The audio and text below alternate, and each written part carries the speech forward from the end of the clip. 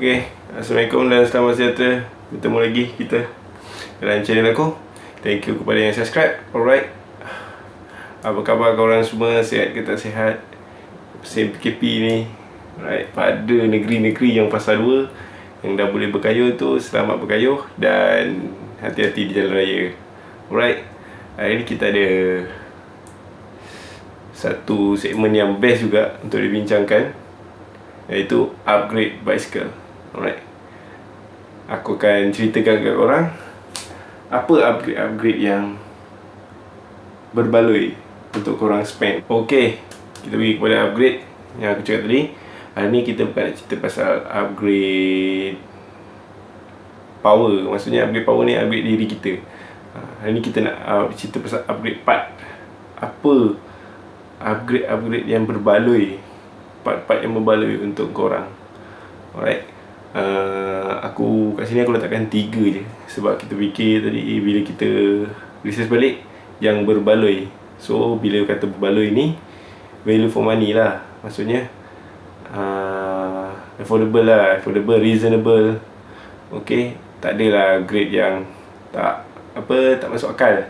Okay, upgrade yang berbaloi untuk korang. Okay, yang pertama kita pergi kepada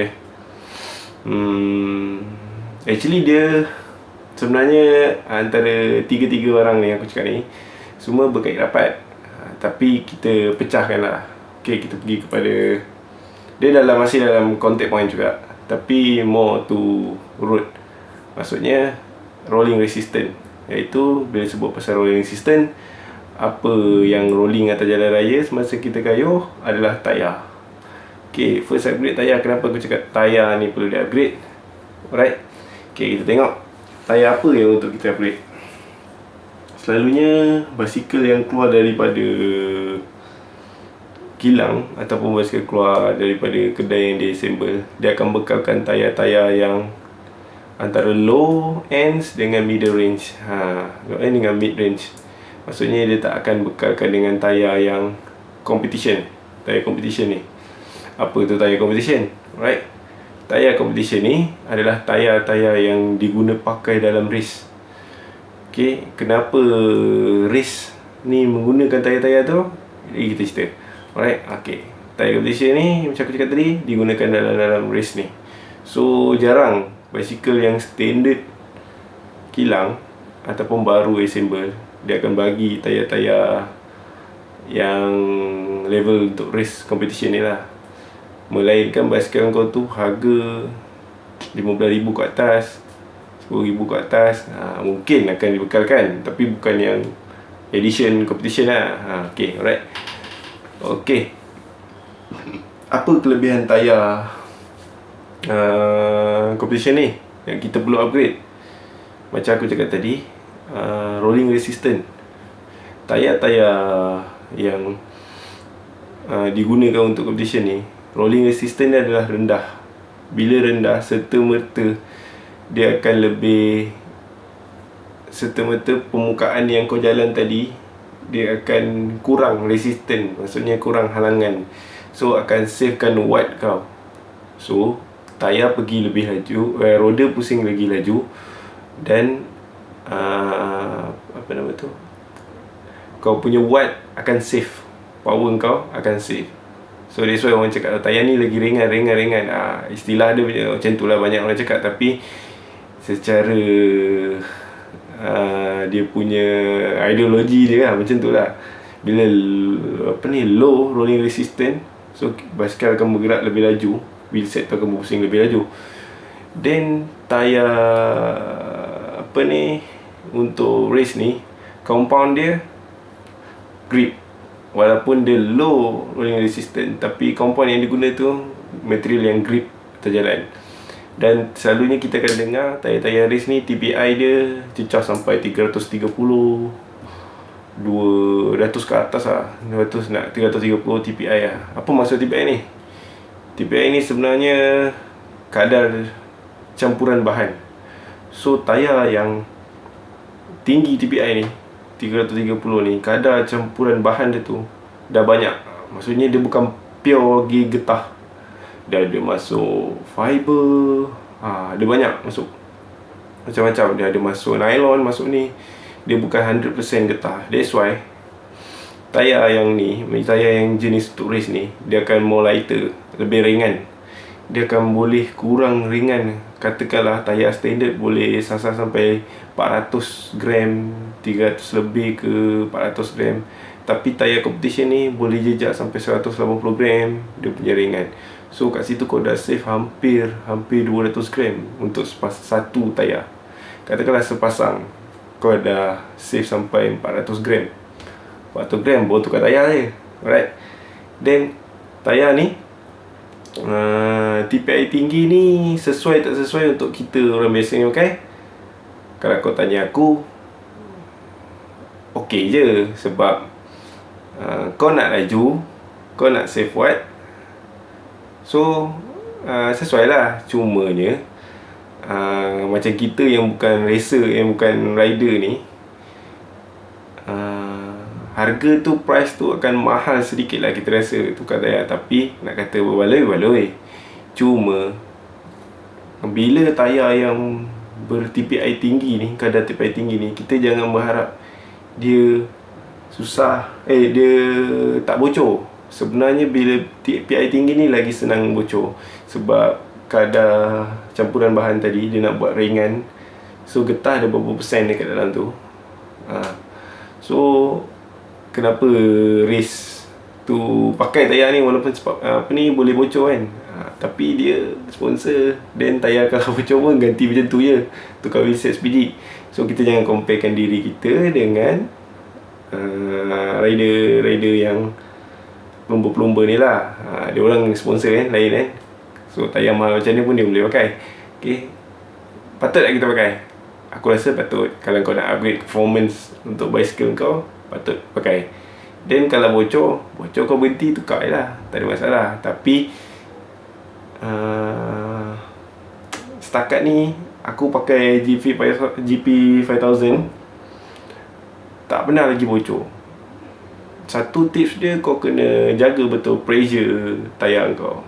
Kau jangan over pressure. Memang kat situ maksimum dia 130, tapi kau jangan tembak 130. Kau kena ikut berat badan kau. Kau boleh search kat mana, Google ke apa. Alright, kau boleh tengok berapa kadar yang sesuai untuk kau.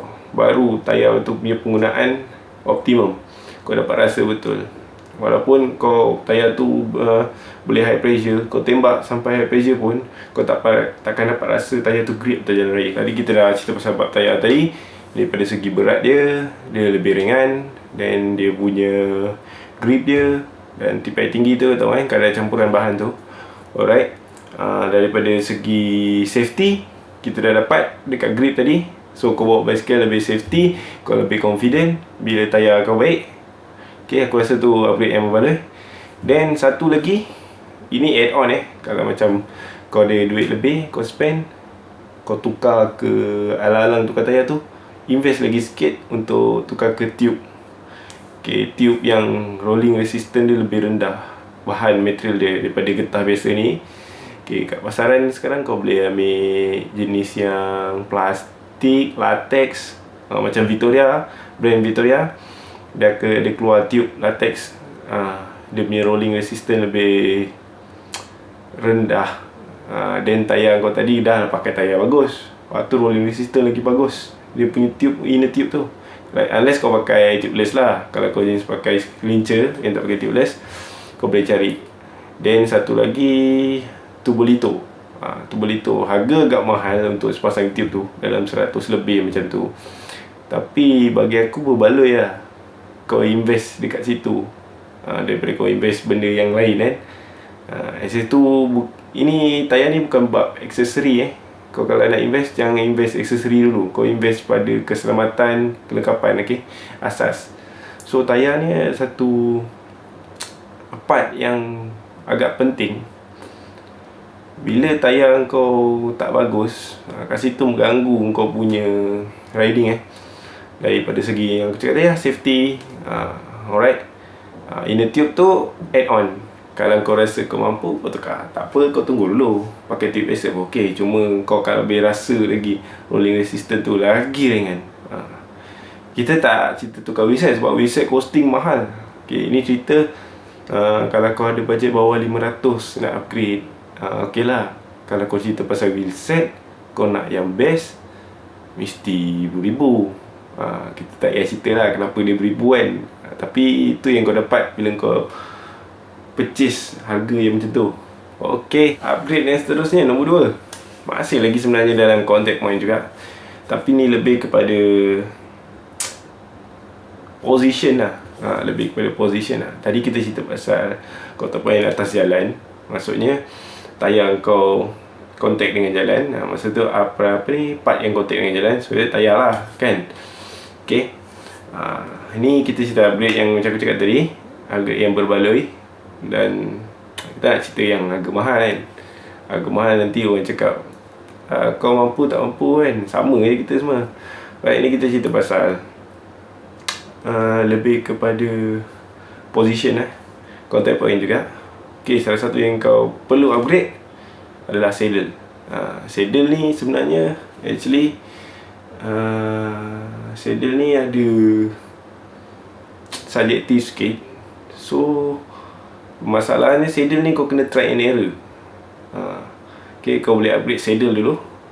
Saddle ni kena ikut paras punggung kau, bentuk punggung kau. Kau nak cari. Kadang-kadang tukar saddle, aku pernah pengalaman tukar saddle sampai 5 kali baru jumpa saddle yang terbaik untuk aku. Alright. So kau kena try and error. Tak semestinya saddle mahal, sesuai dengan kau punya punggung.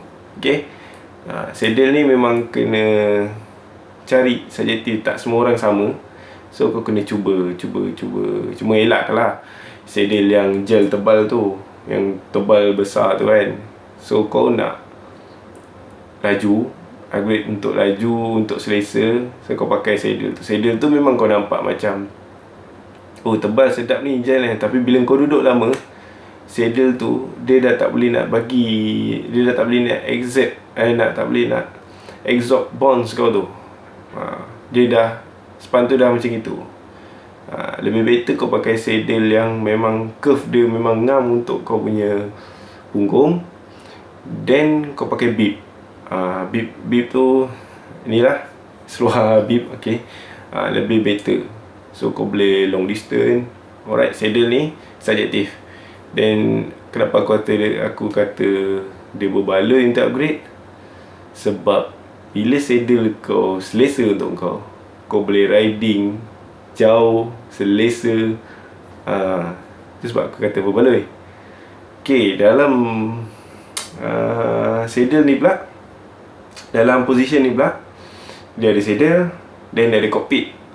Bila cerita pasal cockpit ni kita tahu kita punya handlebar, shifter, drifter, sistem apa semua. Okay, dalam cerita cockpit ni optional juga aku cakap okay, ini kalau kau ada bajet lebih, kau nak rasa lagi selesa untuk riding, cari drop bar material carbon. Sebab carbon ni sifat dia kita tahu dia absorb getaran. So kalau kau nak lagi rasa selesa tu lah. Tapi ni optional. Tapi sebelum kau cari macam carbon tu, pastikan saiz kau punya drop bar tu sesuai untuk kau. Kau tak ni sangat, lain lah badan kau fleksibel kan. Kau tak terasa, bila kau pakai pendek sangat, kelebaran dia tu kau akan rasa more arrow, but dah akan tight kau. Better kau pakai yang sesuai untuk kita lah, rider biasa ni, bukan pro rider. Alright, yang tu kau kena pastikan dulu sebelum kau upgrade ke material. Takut salah. Okay, satu lagi upgrade, ni masih lagi dalam konten main. Satu lagi upgrade adalah pedal clipless. Senang cerita pedal clip lah, istilah sekarang orang cakap kan. Okay, pedal clipless ni kenapa aku cakap berbaloi? Sebab satu, kau punya kayuhan lebih efisien. Then kau punya tempo bila kita ada tempo tu, tempo kau lebih konsisten. Then kau tak buang tenaga. Kalau ikut teknikal, tenaga kau takkan terbuang banyak sebab kaki kau dah stick kat situ. So kau tak ada yang terlepas pedal bila dalam keadaan hujan ke apa. So aku rasa itu sangat berbaloi kalau kau upgrade. Tak payah pergi ke level yang pro punya tau. Kita pakai basic dulu pun dah okey. Macam contoh kasut clipless ni dengan clipless pedal ni, kau pakai yang basic dulu pun dah okey. Kau nak rasa macam mana feel dia. Okay, bila cerita pasal pedal tadi, satu lagi, dia more responsive lah. More respon lah. Sebab apa? Sebab kaki kau dah duduk kat situ betul-betul, dekat pedal tu, terletak. So respon kau lebih bagus lah. Sebenarnya salah satu safety juga. Kau boleh, bila kau selesa, then kau rasa basikal tu kau dah boleh handle sepenuhnya, so masa yang sama lebih respon lebih cepat. In case kalau emergency kau nak mengelak something kan, sebab kau dah selesa. Okay, and the last part, yang ketiga tadi 1, 2 tayar, saddle, contact point lah tu kan. Tu last ni kita cerita pasal device. Okay, device ni berbaloi ke ataupun saja-saja je, tak boleh kan. Bagi aku ada satu upgrade yang berbaloi juga. Okay, device ni contohnya apa? Contohnya phone. Kau ada smartphone, kau ada cyclometer, kau ada jam. Alright, ini antara device-device yang berguna kau pakai semasa kayuh. Okay, apa maksud dia berguna? Maksudnya sekarang bila kau adanya device ni, kau boleh monitor kau punya heart rate. Okay, kadar heart rate kau tinggi berapa kan. So kat situ safety lagi lah. Kau kayuh, kau tak push sampai limit, then kau akan bong. Then kau boleh buat untuk training, program training, gunakan device ni. Banyak cara dia. Then device ni kita nak beli cyclometer ke, pakai jam ke, pakai phone. Bagi aku semua sama. Kau ada budget, kau beli cyclometer ataupun jam. Jam mostly orang pakai lah. Then phone lagi senang. Kau boleh pakai. Cuma phone ni kita kalau boleh nak kurangkan penggunaan dia, sebab nak jimat bateri untuk emergency. Alright, bagi aku semua sama. Cuma yang penting kau kena ada heart rate sensor tu. Heart rate sensor, heart rate strap, heart rate belt, heart rate, semua tu kau kena ada. Maksudnya kau belilah satu heart rate tu bawah 100 kau boleh dapat dah. Then kau pair dengan phone kau. Kau letak phone kau dekat handlebar tu, so kau boleh monitor heart rate kau secara langsung. Then kau boleh buat training kau punya heart rate, buat interval, buat strength. Banyak program kau boleh buat. So kau boleh search je. So aku rasa tu upgrade yang agak berbaloi daripada kau upgrade tak tentu arah yang tak berguna. Lebih better kau upgrade benda yang macam tu. Okay, aku rasa tu saja untuk upgrade part. Alright, ada last sekali, ada satu lagi extra aku nak cerita. Aku nak kongsikan pasal upgrade skill. Okay, upgrade skill ni macam mana? Kau banyakkan research tentang ride solo, ride platoon dalam kumpulan macam mana. So kau akan lebih cekap, lebih peka bila kau praktikkan benda ni. Then salah satu safety juga, bukan untuk kita saja, untuk pengguna jalan raya lain. Alright, so kita kena jadilah rider yang berhemah. So jangan salahkan dia ni kan. Sebenarnya kita pun kena training juga diri kita supaya peka dengan jalan raya. Alright, aku rasa itu saja. Tak ada lagi perkongsian aku, setakat tu je. Alright, ni simple je kita buat video ni. Kita tak nak cerita pasal detail lagi. Alright, Assalamualaikum. Dan terima kasih kerana menonton. Thank you for subscribe. Assalamualaikum.